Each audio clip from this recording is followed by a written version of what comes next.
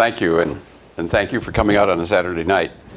I'm going to do this. I've been going around the country talking about this book in different venues, and I've learned there are certain questions that people have. So I'm going to start in a place that is a little unusual for me, and it goes like this. I assume you know that we don't have an economic problem in the United States. We really don't. The current economy produces $200,000 for every family of four. It's a very rich economy for all of its faults. We have a political problem managing the richest economy in the history of the world. And I'm going to talk about the possibility of a transition to change the system. Now, that's the second point that I find people have trouble with. Most people know in some deep place that we're facing a systemic crisis and that you've got to change the system if you wanted to get anywhere near a decent society. People have a hunch about that. But my experience is most people don't believe that's possible. In fact, they have a vested interest, or we all have a vested interest in believing that's not possible. Because if it is possible and you care about these things, you've got to do a lot of work. So pessimism has its own rewards.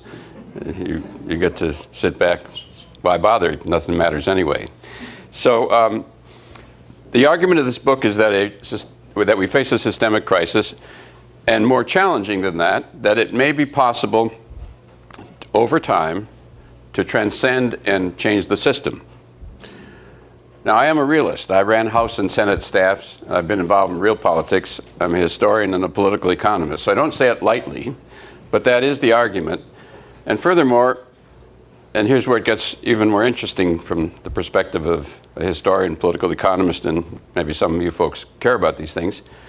The argument is that given the extraordinary wealth of the system, and it will be very, very wealthy, it may be possible to build a system that transcends the limits of the traditional systems that we know about. So if you don't like corporate capitalism and you don't like state socialism, what is it you want? And might there be a better alternative that is a system and an alternative that maybe we can get to? So in the 60s, that was called a heavy rap. That is to say, it opens up very, very challenging questions because most people really don't, down in their hearts, don't believe that's possible. So another way to get at this, and by way of introduction in a different place, the way to begin to think about this in terms of process is to imagine those farmers, mostly farmers, and few small business people, mostly small business men, not women, who in the late part of the 18th century thought they could take on the British Empire. And obviously a ridiculous idea at that time, most powerful empire in the history of the world, perhaps, at least at that point. And in fact, somehow a combination of conditions that limited the power of the empire, there was a war with France, and determination and anger and pain actually permitted over time, decade by decade, a transcendent revolution. That did happen. Or imagine, many of you, some of the older women perhaps in the audience will remember, some of the things in the 1940s, or at least your mothers would talk about, that women could not do. They couldn't have banking accounts. They had to get their husband to sign if they wanted to buy a house or a car. You couldn't get a job equal to a man's, et cetera, et cetera. And somehow, it would have been impossible to imagine that. And somehow, over time, there was a transcendence. Or more interestingly, and the point here is to look at time, not instantaneous. What are processes that go over time that might actually achieve power sufficient to alter fundamental conditions? More interesting, if you want to think about people who faced even more challenging difficulties and over time changed the system they were involved in.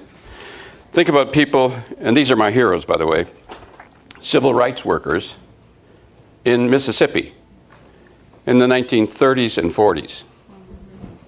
That's when the hard work was done, laying foundations, hard work and danger. Many were killed, many were tortured, laying foundations for what seemed impossible, and it became the explosion of the civil rights movement. So I want to give you the sense that when I say that a revolution is possible, I mean step-by-step foundations may be being laid over the coming decades for something beyond, which may catalyze in explosive qualities, but much more important is what's being built over time. And secondly, the pain levels that are driving that. So that's the context in which I'm kind of approaching this, and that's what the book's about. So the first thing to say about the actual argument of the book, and it is this argument that we face a systemic crisis, not a political crisis. It's not about the Tea Party. And it's not about the Republicans blocking things in the House. Certainly those are problems. But you can tell it is a systemic problem, and the test is very easy. When you have long trends of decay, irrespective of what happens in politics day by day, irrespective of what the Supreme Court does, and irrespective of the Tea Party. So for instance, over 30 years, the top 1% has taken literally all of the gains of the economic system to itself. It has gone from 20% of the income to 22 or 23 or 24, depends what year you measure. That means the bottom 99 lost all of that. That's a long 30-year trend, at least 30-year trend, that tells you there's something deeper in the system that's driving that.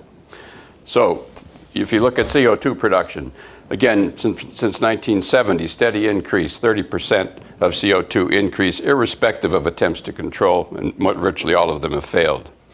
Or if you look at a measure of liberty, and I find this one particularly interesting because people talk about liberty in terms of what the Supreme Court does and the law and interpretations and the judges. But liberty, the best single test of liberty is how many people are deprived of it and put in prison. The United States has had a steady increase from about 93 per 100,000 up to about 750 per 100,000 over 30 years in prison. We have 8 times as many per capita in prison than any other advanced system, including Russia. So if you're looking at liberty, equality, I've talked about equality, liberty, ecological issues, on almost every major indicator, what you find are long trends that tell you that something deeper in the bowels of the system is driving this, irrespective of the Tea Party, who gets elected, etc. Now, there are exceptions. We can come to those in the question and discussion period if you like. But the big picture is that's what's been going on and is likely to continue to go on unless something changes. Now, one way to ask the question, what is the systemic crisis in the United States? And this is the second argument of the book, and a second argument that is very difficult, particularly for liberals to understand. Now, I come out of liberalism. I'm a Wisconsin progressive liberal. At least that's where I came from. I ran House and Senate staffs for liberal Wisconsin senators and congressmen. Gaylord Nelson, the founder of Earth Day, I was his legislative director. So I come out of the tradition I'm going to talk a little bit about and think is dying and almost and decaying before your eyes. The systemic design, let me use that word, the systemic design that we have lived with for a long time is the corporations are allowed to control the capital, and we attempt to countervail, John Kenneth Galbraith's term. We try to regulate, we try to tax, we try to spend for good things, we try to allocate resources that way, and that is the model that we've had. Let them have the capital and try to constrain them. In Europe, they call it social democracy. Here, it's called liberalism. At the core of that systemic design has been another institution besides the corporation. And that institution was organized labor in unions with money and muscle as institutions, not just movements. And one of the reasons those trends are going in the direction they're going, probably the most important single reason, is that labor has declined from 33.5% of the labor force being in unions in 1953, just after World War II, down now to the 11% range, and 6.6 in the private sector, and decaying. So the whole model, which was kept sort of in line by a design that had some institutions with great power and some attempting to countervail or keep them in line, that model is decaying before your eyes.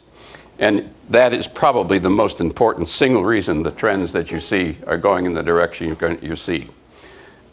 Now, I should be disturbing you with that, because that, if you understand that argument, the whole structure that we have been living with is in radical decay.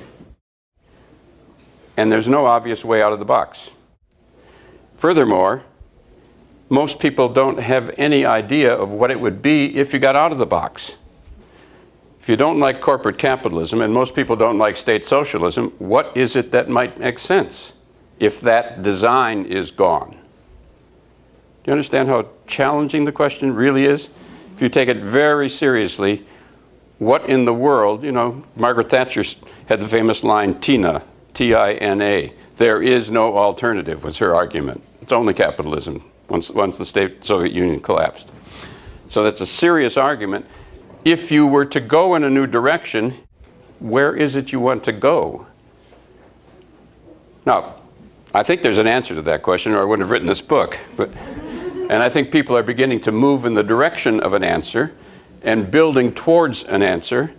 But I think it's a very serious question that anyone serious about politics needs to contend with if the arguments I've suggested are right, if we are in a systemic crisis. So briefly, systems logically, for the most part, revolve around who's got the wealth. In feudalism, the lords, the church, and the landed gentry and the king all had the wealth, and they had the power. In 19th century capitalism, small businessmen mostly had the power, had the wealth. And most of the small businessmen, and they were men, were farmers. They were not peasant farmers. They were capitalist farmers in the marketplace, small businessmen. They sold their grain in the marketplace, and when the market went up and down, they went up and down. Very different from European structure. And there was a sort of populist quality to that, or at least something like it, but very different from corporate capitalism. Corporate capitalism, the corporations have the power, have the capital, and by and large, at the end of the 19th century and for a good part of the early part of the 20th century, they ran the game unimpeded by labor and labor's allies. And obviously, I'm oversimplifying just to sketch these things. That system, corporation owning the capital, by the way, can come in different flavors, if you like. One is simply corporate capitalism without labor unions, as in the beginning part of the 20th century, great power. Or the model that is decaying, liberalism, corporations, and kind of balanced by labor and the social democratic policies. Or the other third model, well-known model of corporate capitalism is fascism. Corporations have the power, but with authoritarian rule, as in Latin America, as in Germany and Italy during the second part of the second 3 decades of the century. So the question becomes, is there a way beyond that? And if you don't like state socialism, is there any other place to put the capital? If systems revolve significantly about who controls capital, not entirely, there are cultural and other factors, but if the control of capital yields great power, and if you have a system design that doesn't deal with who gets to control the capital, you probably don't have a systemic design that will last. So that's the challenge. And if it isn't in the state, and if it's not in the corporations, and it's not in the landed lords, where else might capital be built up in a system that would be democratic, perhaps ecologically sustainable, perhaps concerned with community, and perhaps concerned with the well-being of a larger majority? Well, it turns out there are traditions that have asked that question. Moreover, there are experiments, and a lot of them. Moreover, in the United States, there's a lot going on which begins to suggest a different direction and maybe even a systemic design. So the first argument becomes, if you put it in the state, it concentrates power. But maybe there are other places that, in fact, people can put capital in ways that decentralize power. So that's an opening question. That's not an answer. That's an opening question for your systemic design. And maybe, and here's the second part of the argument, there may be pathways forced by the pain of the failing system. Let me say that again. There may be pathways forced by the pain of the decaying system that allow the transcending slow development of alternative places to build up capital in a democratic form that is decentralized and changes power relationships at the same time as it opens up new vistas and new visions? Maybe. So how do you even begin to get a handle on what that might look like, particularly in the United States? Well, one way is to begin looking around the country, and we do a lot of research on this at the University in Maryland and in the Democracy Collaborative, for alternative structures that democratize the ownership of wealth and that are expanding. That's a starting place. That's not an answer. That's a starting place. And some of them are old structures which are undergoing kind of transformation and renewal, and some of them are new ones. So what do I mean? The most obvious one is the garden variety co-op. One person, one vote, ownership of wealth. There are 130 million Americans who are members of co-ops, and co-ops and credit unions, which is also a co-op form. That's 40% of the society. Very interesting. And the credit unions themselves, been there a long time, standing there, kind of an ordinary, mundane institution. Taken together, they have more capital than any one of the giant 5 big New York banks. And what's happening in a number of the credit unions is there is a process. People have realized they're one person, one vote. That means you can go to the annual meeting as a member. In fact, you can join. And if you go to the annual meeting, you'll find that in this boring institution that's been giving loans for cars and houses, nobody comes to the meeting because nobody cares. But some people in several parts of the country are electing new members to the board and asking that they use the power of all that capital for some more creative things. So it's a very interesting kind of little sliver of an idea. There it exists, huge amount of wealth, huge capital, and decentralized in its structure. There's another place. Most people don't know there are 11 million Americans who are members of worker-owned companies. That's about 3 million more than are members of unions in the private sector. The press, by the way, doesn't cover any of this. It's very important. They don't have the money, and they don't have the interest, they don't have the reporting staffs. So you have to really dig to find out these things that are pretty obvious if you look at them. There are 11 million people in worker-owned companies. Another illustration, suggestive, not definitive, suggestive of a different way to organize the ownership of wealth and capital institutionally. That might be another place to look for building up something more in the direction of a new system. You probably didn't realize, and I didn't until I studied it and began digging, doing the research for this book, that 25% of American electricity is generated by socialist institutions. I mean really socialist institutions. City-owned utilities and co-ops. And there they exist all around the country, and many of them are beginning to take on new forms. For instance, they're getting into internet development, they're doing green projects, they're becoming oriented to trying to transform different parts of the local economy. And that institution has power which is not yet tapped. And there it is, another form of ownership that is decentralized and gives you another ingredient to begin thinking about as possibly building up. There are many, many more of these. The book covers different sectors. Social enterprise, another form. Now, there are a whole lot of folks involved in social enterprise. There is one called Credo. How many folks use Credo? Credo came out of Working Assets. It's a company set up and makes a lot of money. It's set up to make money and use it for social and political purposes.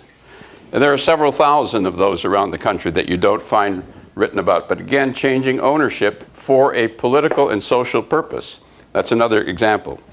The neighborhood corporations are out there as well.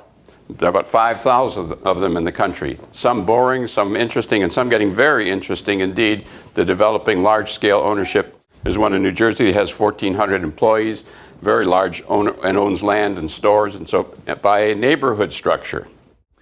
Another piece of the puzzle. So I'm throwing out lots of illustrations because the book is filled with things that, by the way, you can do here. That's a sidebar. What we're finding is people don't know about what's happening in the next city and don't know about it, and they think it's impossible. Actually, when you actually give information, has power sometimes. And I'll tell you a couple stories about that. So land ownership is another piece of the puzzle. Land is the critical one in city development. These are, if you like, pebbles and ingredients for something that might be taken and built using these pebbles and ingredients of actual real experience that suggest decentralized ways to own capital. And they are all growing. That's the interesting part of this. And they're growing largely because of pain and difficulty and no answer out of the political and economic system. So you're seeing people resorting to this kind of effort because they're not getting answers out of the political system and because social and economic pain is growing. Let me give you another one on land trusts. How many know what a land trust is? You draw a circle around several acres or whatever size you want. You socialize it, either through a nonprofit corporation that has a public purpose or by city government.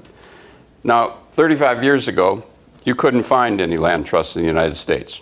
There were two that started up by people who were veterans of the civil rights movement, Bob Swan in Vermont and the Sherrods in Georgia. And they socialized the land. They put a nonprofit corporation in order to control land inflation and also to preserve the land in a different way. And it was a very interesting idea that everyone thought was a silly idea, kind of marginal. There are hundreds and hundreds of land trusts now around the country, some of them very large. In Irvine, California, there are 5,000 units of housing in land trusts. What it means is that if you put the land under public or quasi-public or nonprofit ownership, you can control the gentrification process. So instead of prices going up and the poor kicked out, some part of it can be allowed to go up and you cross-subsidize the other parts. So that's a way of socializing land and capturing the surpluses and pouring them back in for other purposes, not attempting the tax route, which is controlled by the developers. Do you understand the model? If you change the ownership structure, you control the surplus, and you can use it for public purpose. So let me give you another illustration that the press doesn't cover.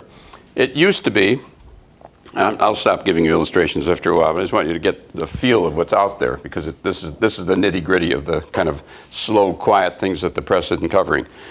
In most cities, if the city government and the taxpayers put a big investment in for subways and mass transit, at every exit, the values of the land will go up. Why? Because there's a lot of people there, stores make money there, housing is great there. So the public investment creates land values that the developers capture. That's the typical way it's run. Not anymore. Most cities now socialize the land and then lease it to the developer instead of trying to tax it back. Would you please possibly give us a little tax money? No, take it over by city ownership of the land at the exits. Then the public investment creates surpluses, which are directly taken by the city by leasing the land at whatever the price will be and using the surplus for taxpayers. These are all micro forms of changing ownership, and they are all growing partly by virtue of the tax crisis, partly by virtue of pain, and partly by virtue of development. Probably the most important part of this, a lot of young people are getting involved in this. Everywhere I've gone, you find people trying to build new co-ops, getting very sophisticated about co-op development, land trust development, agriculture. A lot of it's green, and they're beginning to take into their own hands the redesign of this kind of effort. Most interesting part of this is when you stand back as a historian and look at some of the processes at work in a historical perspective. I've just been giving you illustrations. So let me give you another way to come at this. I'm going to come at it 6 or 7 different ways and then kind of try to draw a little put a little ribbon on it and talk about it in a different way. I was involved with the Youngstown steel collapse in 1977. How many know about that? Some old hands. Okay, Youngstown was a very, very big deal. 5,000 steel workers lost their jobs in one day, 1977, and it was national news. The reason it was national news, it hadn't happened before. It happens all the time now, so it isn't national news. And besides, the press isn't interested. What was interesting about it was the steel workers and the local religious leaders saw what would happen to that town if the steel mill went down. It would take a good part of the town with it. And so they got the crazy idea that why shouldn't we set up a worker community-owned mill, take it over, refurbish it, and put it back to work under that kind of ownership structure. Crazy idea. But they did their politics, and they organized, and they got the Carter administration at that time to finance a very sophisticated study of how you could actually do it by the top experts in the steel industry. And then they forced the Carter administration to pledge $200 million in loan guarantees. This is in 1977. multiply that by 5, and you get some idea of how big they were, how big the numbers really would be today. And the Carter administration did make that pledge. After the election in 1978, the money kind of went away. But they knew it might. They were serious political people. And so their fallback plan B that they knew about was to try to educate throughout the state and throughout the country that this was an idea whose time has got to come. And they thought, we may lose the battle, but maybe we'll win the war if we look at it in the way I suggested, 30-year trends of the women's movement in the Mississippi and thinking about long trends. Well, in Ohio today, you'll find more worker-owned companies per capita probably than any other state because of that work. And furthermore, there's been evolution, and this is the concept to get clear on. Out of the pain and difficulty, because there aren't any other answers and no jobs, a lot of the country looks like Ohio has looked for the last 30 years. The Rust Belt states went first. Out of that pain, there's also been innovation and sophistication and further development, not just numbers. So in Cleveland today, you will find a complex of large-scale worker-owned companies linked together by a revolving fund and linked together also by a nonprofit corporation so that they make money to help rebuild the community, as well as with the revolving fund, keep starting new worker-owned companies. So what I mean, they're really significant companies. They just opened about 2.5 months ago, the largest urban greenhouse in the United States. It has a capacity, it's a hydroponic, it has the capacity to produce 3 million heads of lettuce a year. It's very large scale. I learned, this kind of blew me away. To do that, you have to plant 26,000 heads of lettuce every day. So these are not small operations. They have a very large scale greenhouse, industrial scale greenhouse to serve laundry to the hospitals in the area. And also there's a solar installation company online to put in just about double the amount of solar that exists in Ohio. And the idea is to keep building a complex that builds the community. And they're not freestanding worker-owned companies. They're linked together to build the community. They can't run off. And that's the idea. So notice you've got an increase in scale and innovation, and now it's a community building structure. Some of you know about Mondragon in the Basque country of Spain. This is built in part on Mondragon, but the community structure is even more innovative. So the thing to look at there is over 30 years, not only growth in numbers, but growth in sophistication. And furthermore, very interesting, they're in the middle, every city's got this, in the middle of this very poor neighborhood, 40,000 people, mostly black, 40% unemployment, 40% unemployment, average family income 18,000. This is what is happening. In the middle, there are big hospitals and universities. Case Western Reserve, Cleveland Clinic, University Hospital, right in the middle of that. And that's true of many places. They're called anchor institutions. They are anchored. They can't get up and go like major corporations who come into a community and then go after they take the tax benefits. They're there. You have them too. In that particular neighborhood, and this is part of the evolution, they purchase $3 billion, with a B, dollars in goods and services a year. That's leaving, plus their salaries and plus their construction, just what they buy. None of it until recently from that area. And a good part of it is financed by taxpayers. Educational money, Medicare, Medicaid, it's all flowing into those hospitals and universities. So the light bulb has gone on, and this is another part of the evolution to get them to purchase from community building structures that are worker owned, and the revolution will come. Community building structures that are worker owned, but also sophisticated in that they're tapping into existing institutions and building out from that structure. It is somewhat of a planning system with a public market or quasi-public market to stabilize a whole different structure of ownership. And it is being supported by small businessmen as well as the poor community because it helps the entire community. Very interesting structural advance in sophistication. So the ball to keep your eye on here is not only numbers that the press doesn't cover, but evolution in design and complexity and sophistication in the design. And there's another piece of evolution that if you watch closely, things the press doesn't cover. In the state of Ohio in 1977, the local steel workers, the ones who lost their jobs, were the ones who were innovating and really wanted to save that mill. That means they were activists. The international leadership didn't want to have more activists, and they opposed the local effort.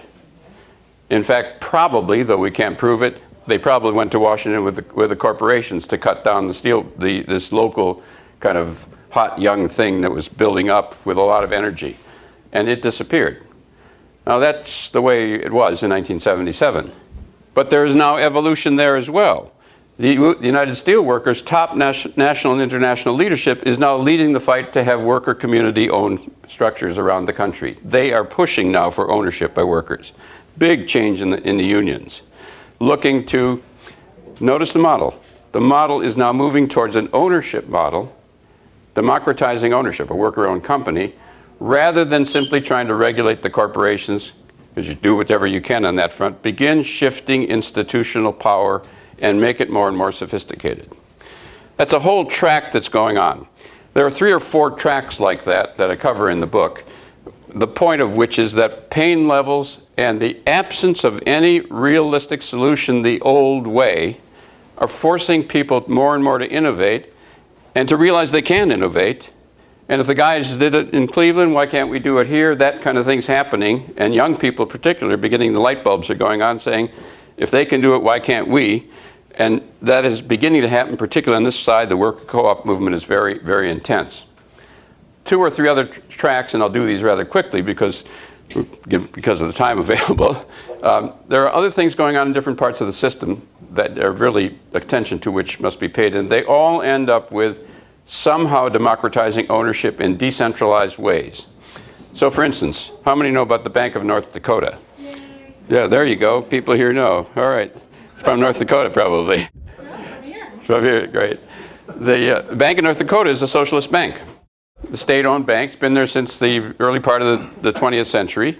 It's owned by the bank. The profits go to the taxpayers. It's supported by the farmers and the small businessmen, and there it is, sitting there. So something like 20 states have introduced legislation to have a bank like the Bank of North Dakota. And that's another movement that's building up. And I think will continue to build up. Still another piece of the puzzle, and this one may be even the most important one sitting there. The healthcare system uses 18% of the GDP, almost a fifth of the economy, pretty much double what any other healthcare system uses. You know, most are in the 10, 11%, some less than that, and usually they all have better outcomes. Ours uses double the cost and the worst outcomes by far. And the cost structure is continuing.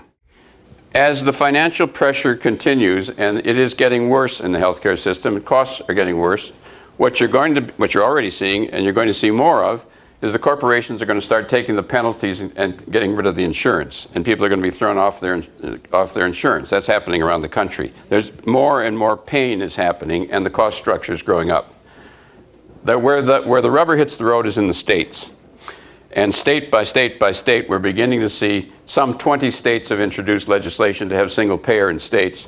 The furthest along is Vermont, which will have it in 2014. California passed it twice, and it was vetoed twice by the last governor. We'll see what happens with the new governor.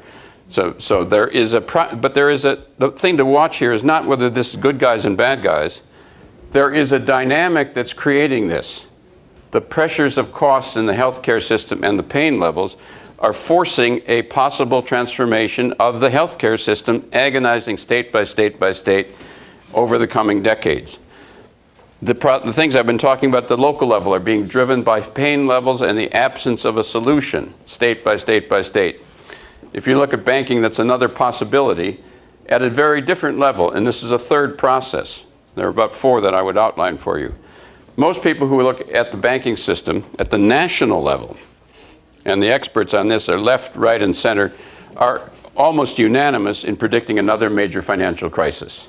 Almost unanimous, left, right, and center. The reason is the banks are too big to regulate. They control the action. And I worked in the House and Senate, and it means that lobbyists are everywhere, and they find ways to do very small changes which have huge implications, and they control that action. The Attorney General of the United States, I don't know if you all saw this, about 3 weeks ago, testifying before Congress, asking why haven't you taken any of these people to court who have committed crimes? And he said, basically, they're too big to take to court. That means they can do whatever they want because the Attorney General isn't going to sue them. That whole system is very shaky. And there's a great deal of anger by the banks. I mean, the current nostrum, and I say that delicately because I would like to see it happen, is break them up. Break up the big banks. Sherrod Brown's got legislation to produce that, and I think that's a good idea. But I don't have any illusions about it, and I don't think you should either. If you look at the history of AT&T, or if you look at the Standard Oil, you break them up, and then the big fish eat the little fish, and you're back at the trough. The people who understood this best, and I think this is what will happen over the coming decades. Now notice what I'm doing, you guys.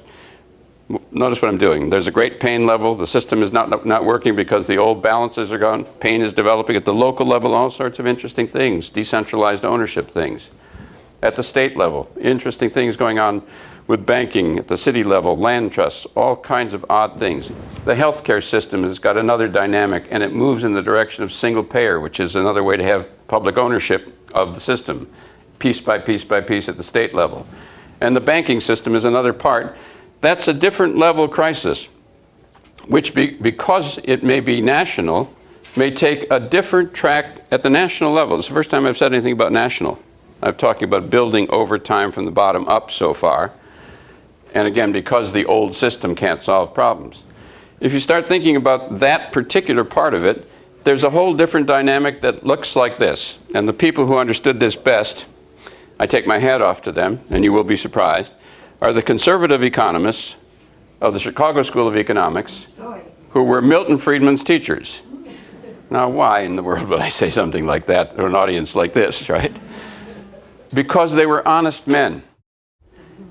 They were interested in a free market, small business economy that actually was a free market economy, rather than one that was rigged by the big corporations. They saw the big banks and the big corporations as destructive of what they wanted, which was a free market economy. And they were sophisticated about it. They said, well, if you try to regulate those guys, they will take over the regulators. They got Nobel Prizes for the argument. They made a very sophisticated argument. All right, that's the liberal nostrum. I used to do that when I worked in the House and Senate. You try to regulate them. That's how we're going to do climate change, right? We're going to try to regulate them. But they're powerful enough, too powerful, so they regulate the regulators. Swarms of lobbyists with a lot of money and a lot of lawyers, and sitting down opposite young kids working like me, young kids working in the House and Senate, and saying to them, you know, gosh, you're very smart. You know, I'm not trying to say anything to you, but you know, when you're done with this, there may be some other jobs paid 3 times as much because you got some experience. It's a really vicious game. But the problem is that it doesn't answer the problem, and the problem gets worse and worse. So the judgment call there is that as that goes on, we're likely to see more and more crisis. And what the Chicago schools guys said, you also can't break them up. He said if you break them up, they'll regroup. It's obvious. Anybody who knows anything about institutional dynamics. So the Chicago school economists, Milton Friedman's teachers, and his most revered teacher, Henry C. Simon, the founder of the Chicago School, argued as follows. Well, to preserve a free market, since we can't regulate them, it won't work, and since we can't break them up, we have to turn them into public utilities, we have to socialize them. That's the only logical option. But they're right. Quite apart from good guys and bad guys, that's the only option available if you can't regulate and if you can't break them up. That's what's left. And I think that's where we're going to see, you know, we may go once or twice or 3 times down that road, but at some point the anger at the big banks, left, right, and center, I think is going to take us in that direction. Now remember, I'm a historian. I'm talking about the next decades, not the next week. But if the pain levels continue, and think about this part, and if people learn in their own experience something about how to democratize ownership really, from land trusts, from local businesses, from local utilities, from just ordinary experience, that's the kind of thing that led to the prehistory of the New Deal, where the developments that became national at the New Deal time were developed case by case by case in the states and localities until the moment came when they could be applied nationally.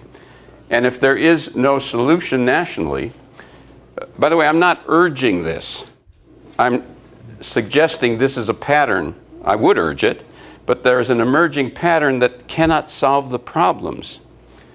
And somehow or another, the logic offers this option, and probably only this option, or the pain gets worse. One final of the 3 or 4 different tracks, one final track just to toss out to think about. And this is the point. If you look closely, in many, many areas, the same logic is emerging out of this pain and out of the failure of the system to regulate and manage itself. I don't know if you noticed, but we nationalized 2 of the big car companies. A couple of years ago, we did do that. We nationalized big companies. And we nationalized and still own as a public resource AIG, the largest insurance company in the world. The Americans in this conservative country nationalizing companies, we in fact have done that, and with the politics we now have, use taxpayer monies to give it back. It may well be in the next, or the one beyond that crisis, at some point, if there's a buildup of real experience, some of those big ones will stay in the public realm and begin to be used to stabilize cities and build mass transit and vehicles and the sort of thing that you could do if you were intelligent about using those resources in a different way. And if people had actually experienced in their own lives and in their own communities different ways to organize production, worker co-ops, the sort of models where you use quasi-public money.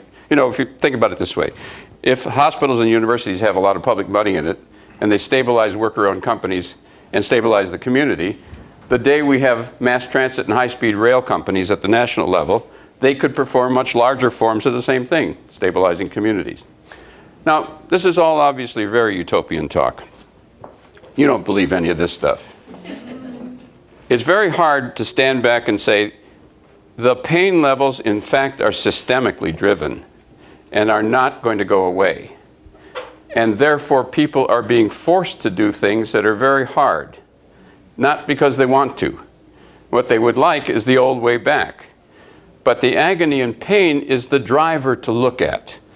And if the logic of this discussion, the collapse of labor and the collapse of the liberal solution, that model is decaying, there either is no solution, or it will be a solution that is built up agonizingly, step by step, over time, you want to play this game? Throw a few decades of your life on the table. Over time, laying down knowledge, experience, foundation, inspiration, learning from one community to another. That kind of hard historical work, that's the way the women's movement built it, that's the way the civil rights movement built it, that's the way historical change occurs. I don't think we are in the stage of changing the system. I think we may be in the prehistory. Think about that. The prehistory of a great transformation. Now that happens to be the hardest place. That's like those Mississippi people 30 years ago. That's what the hard place where the really challenge. It's all very easy to join a movement when the movement's moving. Some of you folks have been in civil rights and environmental. It's real easy once the movement's moving because there's a lot of excitement and energy. The place for the heroics is now. People willing to roll up their sleeves and begin to develop the models and say, if you don't like corporate capitalism and you don't like state socialism, there is a very, and this is the interesting part to me, a very, very American feel to this kind of stuff. It's very down home. It starts at the local level. This is not France. These are Americans who roll up their sleeves and kind of get to work locally. It has a really nice American cultural feel to it too, starting at the bottom, starting in communities and building community forward. Now, you know, the logic of, I'm a historian and political economist, so I'm going to end with this. The logic is like this. It is possible that nothing can change. Certainly possible that the decay will continue and the pain will continue. Decay and decay, decay. Rome decayed. That's possible. It's possible that there will be decay and violence, and with violence, repression, and a corporate state of some kind, maybe even something looking like fascism. That's possible. No illusions. On the other hand, look to Latin America. Those dictators who were there aren't there anymore. So that isn't the end of history necessarily, though it might be. They may last forever. It's possible that the kind of work that's happening may simply bolster the old liberalism, that these co-ops and different things I've talked about may give a little nudge and keep it in place, and the system won't really progress, but it will not collapse, and it'll be a little better. It would be an improvement. We'll take an improvement.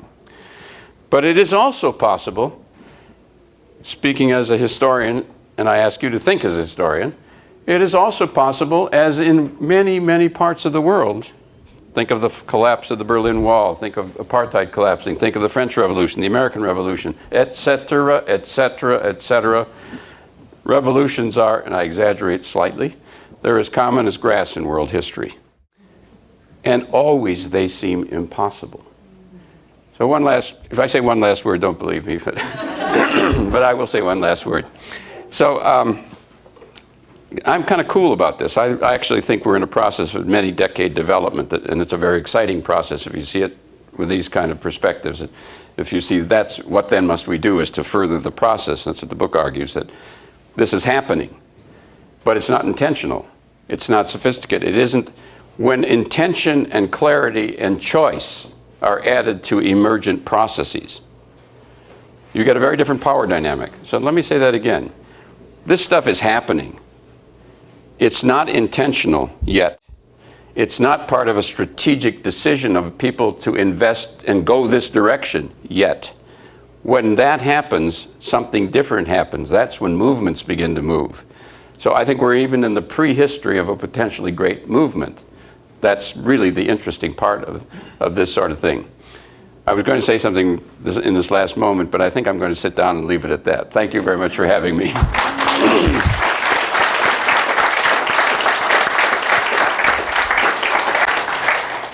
Sir. You didn't mention anything about the war economy of the United States or the foreign policy, the destructive foreign policy of the U.S., I should say. My own quest in this direction started at that end. Started with foreign policy questions. He mentioned the book about the atomic bomb. And that began as a study of American imperialism, and only found out about the bomb later. So, and one of the questions at the source of the American imperial strategy is systems that must expand by virtue of their capitalist dynamic. There are other dynamics that expand, but the driving force of American imperialism was the source of going for markets, needing resources, needing investment outlets, et cetera, in the late part of the 19th century. It's been well described historically. But systems that must expand tend to produce imperial relationships. They try to control the markets and the communities and so forth. So that's where I'm coming from originally. And what the kinds of systems, think about the model that's stabilized in Cleveland or stabilized by virtue of the car production, which is stable. It's not a market. It's a stable system, a quasi-public market. Those models are the kind of models that interest me for that fundamental reason. But to answer your question more directly, I think the American empire is in great decay and is being forced back upon itself. And I think that, on the whole, is a good thing. And I think we need to help that process along. But interestingly, military spending is very large, but it has radically declined as a share of the economy over the last 50 years. It was 42% during World War II of the economy. It peaked at 14% in the Korean War, averaged 10% in the 1950s. In the Vietnam War era, it peaked at 8.8%. It's now moving towards less than 3% of the economy. And great damage is being done. Great damage is being done. But two things. One, it means that you don't stimulate the economy domestically in the way that it's very large, but not large relative to the economy, which means that the pain levels are going to continue, forcing the large processes I've been talking about, contributing to the pain levels in the processes. On the other hand, and this is the hard part for most people, I think there's a lot we can do to change American foreign policy. But I don't think you get much change until you change the system. And when I worked in the State Department, what happened is very good people were trying to do things in the developing world and come up with a program. by the time it hit the ground, the corporations had turned it. And I don't think you're going to get much change until we change. So we can do what we can to try to limit, constrain, but if you want to change American foreign policy, you got to change the system, because it is being generated from very deep sources within the system and largely corporate sources. So I'm kind of a hard liner on that. I think it's utopian to think we're going to change much in our foreign policy stance until we actually change who we are and our whole structure of corporate capitalism. Sir? Is there any hope that that some of the libertarians, idealistic libertarians among the Tea Party people or others, groups on the left, on the right, will actually do some good in getting rid of corruption? And can there be a cooperation between progressives and some of these libertarians to achieve like end of militarism, but also true economic reform? Yeah, I think the libertarians and the Tea Party people, the Tea Party is a very small and highly publicized group. Highly publicized, but very small. People with attitudes of the kind that are anti-corporate and anti-big government and anti-military are large. But they're not necessarily, they always get mushed together with, these are all Tea Party people. I think there is a base for kind of cooperation on many things that begin with a localist vision amongst those people. I'm from Racine, Wisconsin. That's a dying industrial town in the Midwest. When I go back home and talk to my high school buddies, some of whom are very conservative, but also very smart, their openness and interest in a community building kind of vision that's practical is much, much more open than the kind of crazies you see on television. And in the Cleveland model, you see local businessmen are helping try to set it up for worker ownership. They're trying to help this process, not thwart it. So yes, there are the Tea Party, and they get a lot of press. But there's also a great deal more openness, and I think, and intelligence amongst some of these folks. That the key part of this that I've experienced, we do a lot of work on this stuff in different communities. The really important thing is, does it make sense? Are these projects practical? Can you explain them, or is it just a bunch of rhetoric? And if it is actually something that makes sense, you can explain it. And if you can explain it and it makes sense, you'd be surprised how many people will listen, because there's a lot of pain that they're feeling too. This is an answer. So lots of communities are experimenting with it, some very conservative ones. The stuff in Cleveland, by the way, there are about 10 communities trying to do the same thing already, and about 100 have been inquired about using the same power of the anchor institutions to build up worker ownership and stabilize the base. In some very conservative communities, by the way. Sir? One of the things that happened historically in the 30s and in the 20s, when those local experiments were starting up, was that they were run by the kind of people you just talked about, the people that could talk to ordinary people, make the case, make it from a practical point of view, make it out of necessity, and have a very sort of human, Americans are great pragmatists. It's like, here's the nuts and bolts, here's how it works. What I frankly, and I say this as a progressive, what I frankly see among my fellow progressives is we have a tendency to not be able to do that well. We have our own specialized language, we have our own specialized way of talking, we are arrogant, we are not good at talking to people who are not leftists, we are self-isolators, and we get into interesting arguments over nothing. And so there's that tendency, and anybody who's spent any time on the left in this country knows it. And so I'm sure you've seen that, and do you have anything to say about what we could possibly do to overcome that? Well, two things. One, the analogy is a very good point. That a lot of the things that became the New Deal were in fact cooked at the state and local level, and then the moment arose, they went national. And that's kind of the process I'm describing here, right? As a maybe process. Well, first, younger people, there's something else going on. Lots of younger people are much more talking to each other in a different way. Some of them get kind of weird, but there are other people who are kind of open to a sense of community and trying to reach out to people. So I'm not so sure people our age, we may learn something from other people. And yes, it's true. I think parts of the progressive movement, parts of the left don't want to talk to Americans. But it's a narrow circle, so that means we have to clean up our act, and that's the only way to say it. That is, get out there and do it, and stop that nonsense. We'll see how it goes, but I think the next generation. Here's another number which I should have mentioned because it tickles people, but it tells you about where younger people are. Have you seen the polls on the word socialism? Yeah, there are 3 polls and one finding. The finding is that on people under 30, the last 3 polls show more people slightly favor the term socialism rather than capitalism. Slightly favor. That's the poll data, which means that it doesn't have all that crazy stuff that we had in the McCarthy era and so forth. So that's number 1. The other one is it's not a poll data, but it's a finding. Merriam-Webster Dictionary, the online dictionary, the 2 most looked up words in last year were socialism and capitalism as a pair. So it means young people are looking for different answers. I think we've gone through a period where the left was so isolated by the triumph of the system, plus repression. But the system was triumphant and there seemed no way out. The left's got a lot of learning to do, but I think there's a lot of learning from the people who are doing practical things on the ground, that's forcing people to begin to think in a different way. Let us hope. Yes. Yep. If any at all? Well, that's really, it's very interesting because what I've suggested is that there are many, many places in the country, because of the failures of the system, we're experiencing buildups of non-reported democratization projects on many kinds, changing the ownership of capital. The academy, the next question is, that isn't yet a system. That's not a systemic design. These are ingredients of what might become the elements of a systemic design that might preserve and build communities from the bottom up and stabilize. I take up sort of the sketch of that in the afterword of this book, where this might point. But there's a hell of a lot of important work to do on analyzing this, on learning from other countries, on thinking about the planning problems involved. That kind of work the academy could begin to turn to. And some people are slowly. For instance, there's a political science, it's interesting things going on.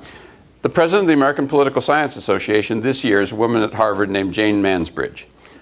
Her whole career is about how you build up democracy from the bottom up. And that's her, and she's the president of the American Sociological Association last year is a guy from Wisconsin, Eric Olin Wright, who has published an extraordinary book, which I recommend to you, which is all about examples around the world that can be drawn on. He calls it practical utopias. But for instance, the Mondragon system is analyzed, and what's going on in the French-Canadian parts, there's very interesting, complex things going on in Quebec. And he goes through model after model after model, which can be drawn upon. So there's a whole lot of, if the academy began looking at this stuff as the way engineers think about things. How could we do it if we wanted to, rather than how we run the numbers and criticize it? There's a lot of work that could be done. Of course, you have to reform the academy. I know about the economics departments. I fled the country. Sir. You've seen movements come up, and then the repression hits, strong arm tactics, and then everything seems to just dissipate. So trying to get young people and people of all different, of the class, building a class consciousness seems in this state of prehistory and the militarism of this country. Well, I think that the message that this is, the argument that I'm making is that's going to happen, more or less. We ought to be smart about not creating situations that where it's stupid to do it. That's a whole other tactical set of questions about the way the movements ought to move. There's an internal fight about what makes sense and doesn't make sense in terms of movement tactics. But my suggestion is that we've got to walk on 2 legs, the Chinese expression. And we haven't been. There's been a lot of movement activity and protests. You need to build a movement. And the question is, what is the content of what we want? And the content has not been spelled out. And I'm suggesting, and this book argues, that the content is a radically decentralized system that changes who owns wealth, and that we want to go forward to build that. Now, that's contentful. It isn't only protestful. And I think if that positive element begins to take force, it will begin to give its own motion, because we will be demonstrating a different way forward. That doesn't solve the problem you're identifying. But I think it's also, when is it smart to have a tactic of confrontation? When isn't smart? There's a lot of tactical questions involved in movement building. So I haven't answered your question, but the thrust of where I would go is to build, a lot of people say, what are we going to do now? We're going to build a movement. And a lot of liberals are saying that as well as radicals. And what is the direction? Where is it we want to go is not up in front. It's mostly protest and stop. We got to do protest and stop. But my suggestion is when we get contentful and begin to clarify what the hell we really want, you really change the system? What's it look like, honey? What's it look like? And why should I go if I don't know? We have answers. And we can build those answers and we can communicate them if they make sense. And if they don't make sense, we shouldn't do it. In other words, if we build out clarity about where we want to go really, we ought to be able to communicate that because it's better. And we haven't done that work. We've only begun, and what all I've described is elements, good elements, but they're building. So the question of violence and tactics, I think, is part and parcel of whether or not we have a real clarity about direction. We may have a longer discussion about that. Yes? So this is a question about projecting into the future. Let's say you see a movement rising, and you are building a political platform to support this movement for radical decentralization of the economy, and you're birthing this new way forward. What are your top 3 or 4 planks? What are you going to put out there on, for your? Yeah, I'm not birthing. I'm just reporting the news. Okay, one thing you said was public banking. Yeah, I believe the elements of a potential systemic design are beginning to accumulate and suggest themselves. Some of it starts with radical decentralization of production and service, co-ops, worker-owned firms, neighborhood corporations, and then banking systems that support and nurture that, and the use of public and quasi-public money through anchor institutions to help stabilize that, and then larger forms of that, like someone pointed out the New Deal, larger forms of that over time.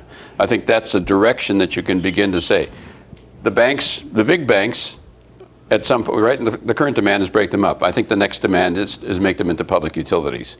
But that's, when I say the next demand, that's down the next decade, and from my point of view. Use of public procurement to help stabilize companies. Mass transit, another element, to begin building the infrastructure in the skeleton of a different economy and different form, different institutional form. So, kind of the book is filled with this, and it suggests where I think this goes in terms of design. These are elements. So let me be clear. So far I'm talking about elements. Even Mondragon is an element. It's not a system. It's a bunch of co-ops. It's not a system. It's not a country, a plan, and so forth. Where I think the starting place is ask yourself this. The airplanes always land in one particular community. No airplane stays in the sky forever. So the question is what the communities are like. Any system design's got to hit the ground at community level. What does the community look like that you would want to live in? And in terms of the design and land use and all the things we've talked about, you can begin to sketch out a pretty interesting model, a mosaic of elements that begins to suggest what a healthy community might build up from. And then the next question is, the airplane's got to land, and ask what will happen at this community. And do we want that? And then the question is, what's the infrastructure above that would help stabilize that community and nurture it? And only go, what the Catholic Church has, the line of subsidiarity is the term they use. And it's a simple term, but it's a very important term. Only going to the higher level when necessary. Whatever can be done to make work locally, and I've sketched a lot of things that are already being done that could be built upon around the country. Then what does it take at the next level? That's beginning to be systemic design, including the banking system, including the procurement systems. That's systemic design if you start there. Now, nobody's done that work, and it's part of the work the academics ought to be doing. But I think the starting place is ask what this community should look like if it were healthy in the richest economy of the world, and then build up. That's how I would go about it. Sir, and then there. I think we're probably getting, and then there. Should we take 3 more? And you're tired of hearing me. Sir. That we are on the verge of an authentic artificial intelligence and so forth. And there seems to be no impediment to the ongoing refinement of these various systems, probably due to corporate military support and so forth. But I think I'm piggybacking on the gentleman behind me, the question about, in terms of the dark side versus the lighter side of these technologies, they seem to be, they are here, and they continue to evolve. Where might they fit into a more humane arrangement? Not that you have a crystal ball, but if they are here and they are increasingly refined.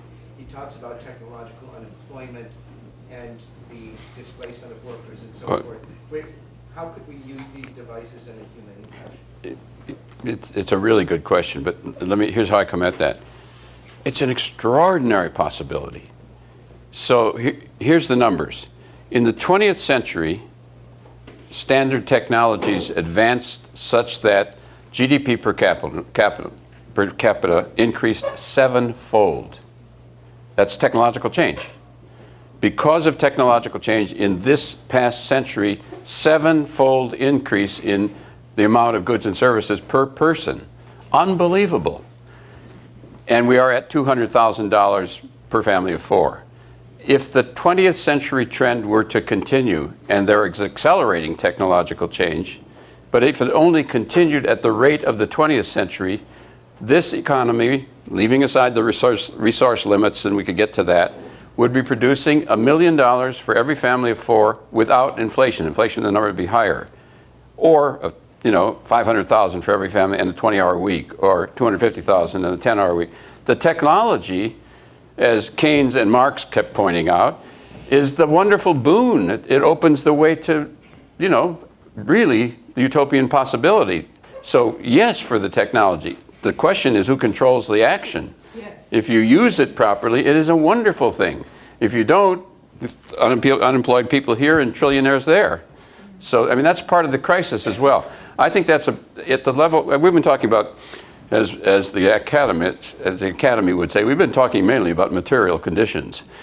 But in the realm of ideas, the growing awareness of the enormous possibilities of our technological bounty and the misery of the people is a contradiction of enormous kinds, and I think likely to grow and ought to be exploited for political reasons. This is crazy that these guys are running off with all the loot and people are suffering. The technology is bountiful. So there are moral and idea aspects. I've been talking material structure, but there's a whole level, and Gramsci was into this as well. How do we crack through the hegemonic idea systems? But I think there's a set of contradictions going on at the level of ideas. Some of that's discussed in the book as well, but we only have time for a little bit. So there were 2 other people, and then we probably should stop. Sir. I've been very disappointed by the labor unions who endorsed the Keystone XL pipeline, for example. And here in the Northwest, we're trying to stop the coal export terminals. The labor unions are supporting those as well. And going back to 2003, I recall the absence of the labor unions trying to oppose the war in Iraq. In fact, I asked one of the machinists from Boeing who did show up, and he said, well, the trouble is we can't get our union to oppose the war because we're a cross-section. And some are for the war and some are against the war. So for these reasons, I'm skeptical that democratization of ownership of production will be helpful in the things that I care the most about, which is the environment, nuclear Armageddon, and these sorts of things. Well, it's a very good question, and I would answer it this way.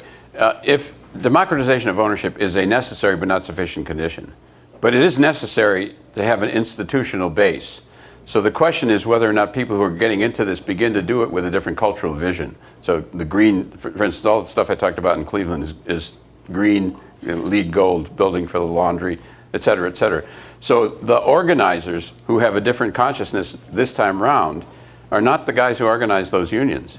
There's a whole different culture that's growing up, and it has to get intentional. I would agree with you. Just to do it doesn't get us where we need to go. Thank you for that question.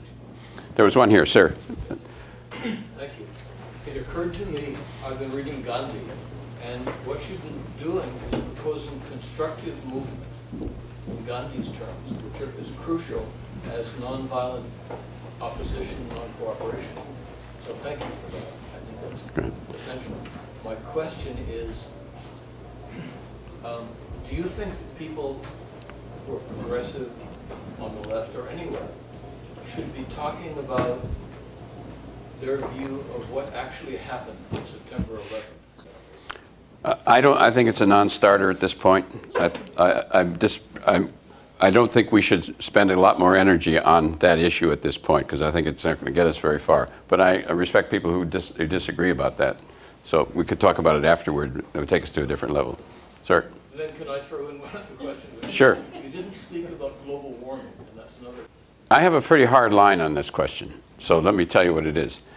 I don't think you can deal with global warming until you change the system.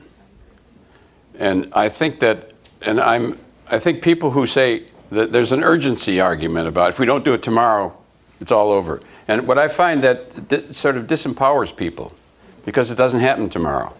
So I think that it is a fundamental result of the system that you can't regulate. I would like to regulate it. And in the old days, maybe we could have regulated when there was a different power base.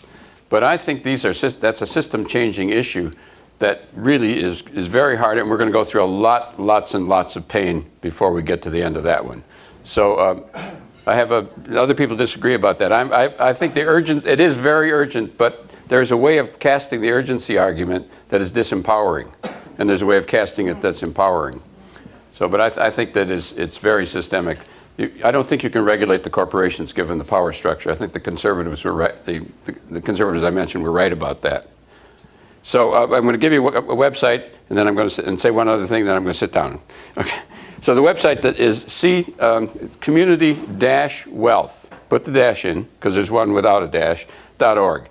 And it's a website that covers this kind of stuff. In different, and it's not only the website, but it points you to other, if you want to know about land trusts, it'll lead you to the best land trust website. You want to know about worker co-ops, it'll lead you to the best places that we've been able to discover. And it's either com or org, community-wealth.org or .com. So that's one. And I should have said at the beginning that I mentioned that I'm from Wisconsin, but I have to tell you a story which is kind of maybe apocryphal. I was in Wisconsin in the 1950s. Do you remember Joe McCarthy? You probably remember that name. Well, Joe McCarthy in Wisconsin was 10 times as bad. And they shot anything that moved politically. So if you lived in Wisconsin in the 1950s, and I'm not suggesting this as a dramatic way of thinking about it, but take this down 10 levels, what you knew for sure was that nothing could ever change. It was overwhelmingly impossible to believe anything positive and progressive could happen. And then the 60s occurred. So the point of the story is not to predict the explosion, but to say it is very, very tricky to discuss, to look at what the press mostly communicates and television mostly communicates as reality, to believe what's going on. There may well be, and sometimes not, things that are much deeper going on. And partly I wrote this book with a view to kind of suggesting that, in fact, there's a lot more going on that nobody's covering that has very interesting implications if we got serious about it. So thank you very much.